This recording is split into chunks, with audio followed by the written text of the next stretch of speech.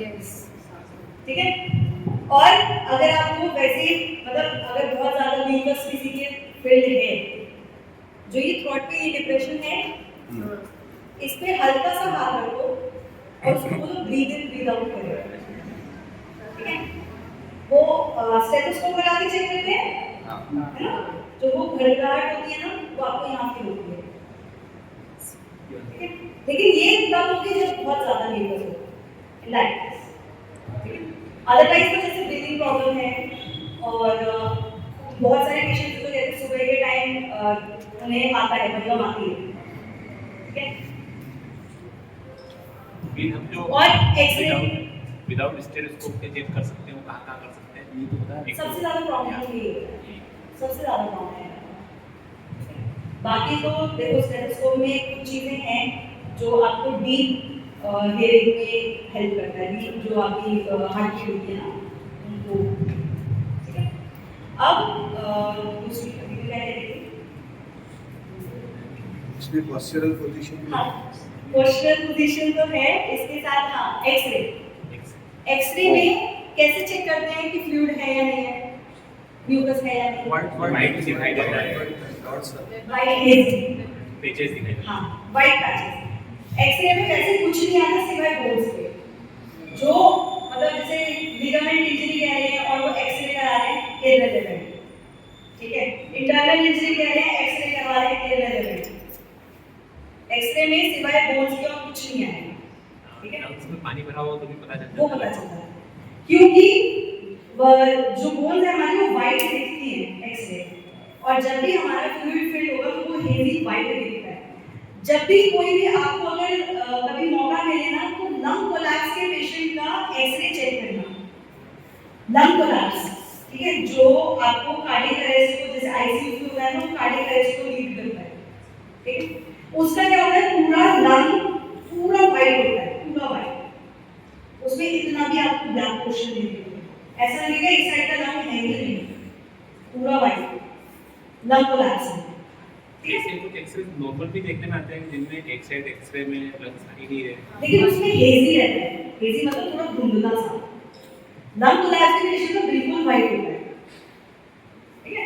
भाई कहीं कभी मौका मिले तो एक बार चेक करना, अगर कहीं भी आपको जैसे कोई हॉस्पिटल में किसी का कोई जाना हो तो उनसे बोल के लंग कोलैप्स में आपके पास होगा, ठीक है। अब मेरी साइड पर रिकवरी पोजीशन, वैसे पिलो अगर हो तो ज्यादा बेटर है, ठीक है, ठीक है। अपर लो, मिडल लो और लोअर लो। जो रिब केज है ना, रिब केज आपके लंग्स को सेव करता है, ठीक है। लेकिन अगर रिब केज इतना है, इसका मतलब ये नहीं कि लंग हमारा पूरा इतना है, नहीं, ठीक है, वो हमारे इतना ही है। सुन रहा ठीक है, लंग हमारा इतना ही है और ये स्टार्ट होता है आपके बिल्कुल टिप से ऊपर, ये रिब केज से बाहर नहीं होता, ठीक है। एग्जैक्ट ये वाला जो पॉइंट होता है यहाँ पे आपके लंग का सबसे ऊपर वाला लोब का एपाइकल बहुत टॉप जो होता है नॉच, वो आती है, ठीक है। तो जब भी परकशंस हम लोग दे रहे हैं ना, हम कोशिश करेंगे पूरे लंग पे देने, ठीक है, हम लोब पे ना काम करके हम पूरे लंग पे देंगे।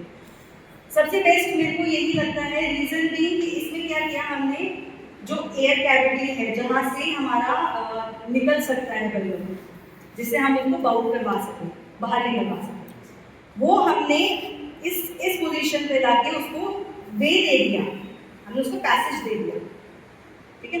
लोअर लोब में से थोड़ा सा मुश्किल है इस पोजीशन पे, बट मिडल और अपर पे जाता है, ठीक है। अब लेफ्ट लेटरल पोजीशन हमारी, left lateral recovery position, left left कोई लेफ्ट और राइट भी देखना है अभी, ठीक है। लेफ्ट या राइट पेशेंट को क्या करवाना है वो आपको देखना है, ठीक है। लेफ्ट में लोअर लोब नहीं होता, ये मैंने आपको बताया, मिडिल है और अपर है, ठीक है। अभी अगर हम लोग करेंगे परकशंस, वैक्यूम ठीक है, ये बताया था मैंने। ईपीएम का कोर्स किस किसने किया है? ईपीएम, मैंने क्या ईपीएम है ना, उसमें प्रॉपर बताया था। हाँ बिल्कुल 1 to 1 बताया है। ठीक ठीक है, बहुत बढ़िया बहुत बढ़िया थैंक यू। ठीक है, परकशन दे रही है।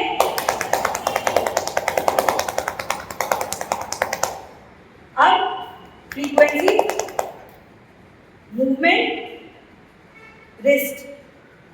मैं हाथ की मूवमेंट करने नहीं करूंगी मैं, ठीक है। एक साइड दूसरी साइड चेक कर लो, अगर आपको लग रहा है हेजीनेस दोनों जगह है तो आप उसको दोनों साइड कर लो। अब अगर हमें लोअर नोट पे करना है, ठीक है, इसके लिए पोजीशन चेंज होगी जिसमें कि पिलो यूज होता है आपके एब्डोमेन में। ठीक है सर, उल्टा फेस करो, थोड़ा सा इसको ना अपवर्ड करके ये डाउन, ये डाउन ये जगह।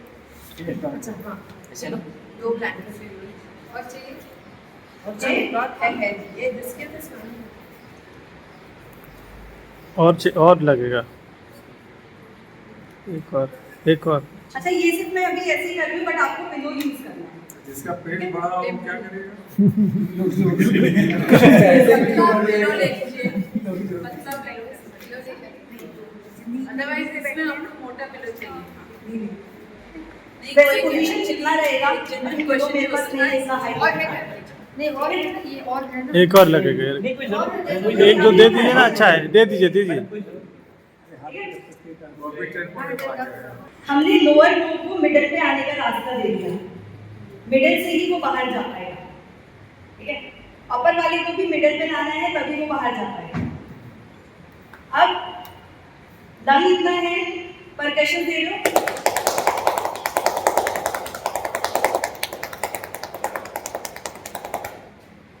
ठीक है, कितना बहुत ज्यादा फोर्स नहीं देना, 2 से 3 मिनट एक बार। ठीक है, बीच में कब आएगा तो निकालना बताइए। अभी आया बहुत ज्यादा प्रेशर नहीं देना, ठीक है, क्योंकि उससे क्या है, पेशेंट को खुद को डिस्कम्फर्ट होगा। आप क्योंकि एरिया मस्कुलर है, मसल है, हम बहुत ज्यादा प्रेशर देने की वजह से हम पेशेंट को डिस्कम्फर्ट दे रहे हैं, उसको पेन कर रहे हैं। ठीक है, फीमेल्स में जब आप कर रहे हो, सर सीधे देखिए, साइड ये है अपर नोट से मिडिल पे लाने के लिए। ठीक है, तो जब इस पोजीशन पे हम परकशन दे रहे हैं तो फीमेल्स में आपको लगता है कि उसमें डिस्कम्फर्ट होगा। ठीक है, फीमेल्स में प्रॉब्लम होती है कि नहीं दे पाते हैं due to the breast reason, right. उस केस में हम क्या करेंगे, हम यहाँ पे टॉवल रख सकते हैं, टॉवल रख दिया, उसके बाद आप प्रॉपर, ठीक है, ये दिया,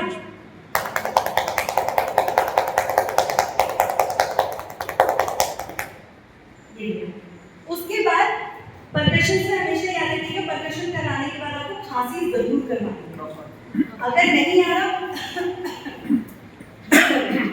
ठीक है। इससे क्या है, अगर बाय चांस कोई बाउट अगर हमने रिलीज कराया है तो वो बाहर आएगा एयरवेज से। ठीक है, राइट साइड ना सेंटर में लेके लेकिन जो नीला वाला पार्ट होता है ना, उसमें एयर के म्यूकस नहीं होता। ठीक है, बट हम लोग उसको परकशन कर सकते हैं, उसका कोई साइड इफेक्ट नहीं होता। ठीक है, क्या इसमें क्या है, जब भी आप जैसे हमने परकशन दिए, उसके बाद हाथ से मैनुअल में वाइब्रेशन दे रहे हैं। ठीक है, मैनुअल वाइब्रेशन मींस कंधों का फोर्स का यूज करके, ठीक है, ये लिया, लोग पे लेके हल्का सा प्रेशर दिया, ठीक है, हल्का सा प्रेशर देंगे लंग पे। उसके बाद वैसे इसकी वाइब्रेटर की मशीन्स भी आती हैं, बड़ी बड़ी कुछ ऐसे पिस्टन टाइप की वैसी आती हैं।